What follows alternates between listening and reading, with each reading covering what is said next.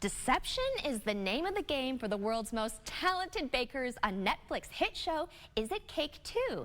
Peter Tidwell, who is from right here in Utah, is here to tell us all about the competition. Peter, thank you so much for stopping by. You are so welcome. I'm so happy to be here. Okay, so I watched the first season of this show, and I absolutely love it. You guys are so talented who show up.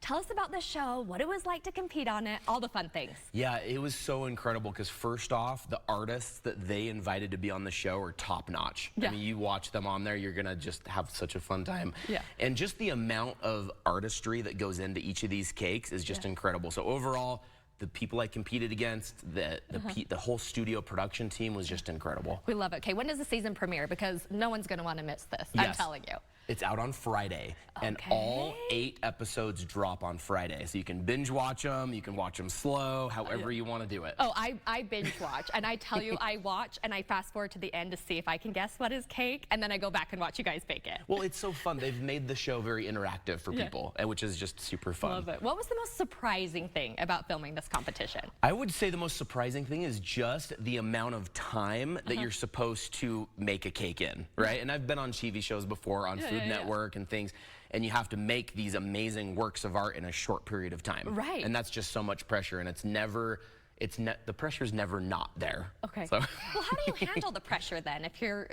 in the middle of baking, the pressure's there, how do you handle it? I think for me, a lot of it is just breathing. Like any time that I feel just overwhelmed, I just gotta take a couple deep breaths and then realize, like, I love decorating cakes. This is fine, everything's okay. We love it. And you've been baking for a while, you mentioned that, but you're actually not doing baking anymore. Tell us what you're doing now. Yeah, so now I have transitioned from my bakery business. I've operated my bakery business in many different ways over the last 10 years. And due to my experience, I have decided to focus all of what I've learned into a coaching and mentoring business.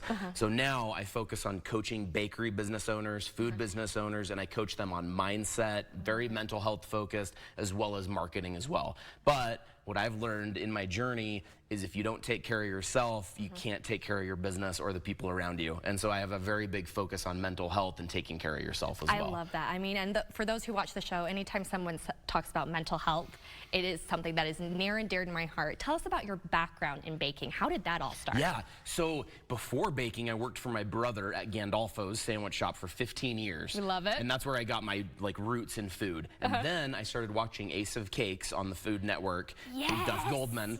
And I watched him make cakes with like power tools and stuff, and I'm like, this is me. This is me. And so that's where I've really fallen into. So when it comes to cakes, like my preference is doing like big replica type cakes because of what I watched with him in those shows. And my all-time dream was to make it on like TV and do cakes. And I've done it 4 times now. This is my 4th time on TV doing cakes, and it's just such a fun time. We love it. And you happen to make it on Fresh Living to talk about your cakes, which I know is your ultimate goal, Peter. Oh yeah, ultimate, indeed. I know. Peter, where can we go to learn more about you and The Mighty Baker? Where can we go? So themightybaker.com, and you can find me on all social media platforms under The Mighty Baker, YouTube, Instagram, TikTok, all the things.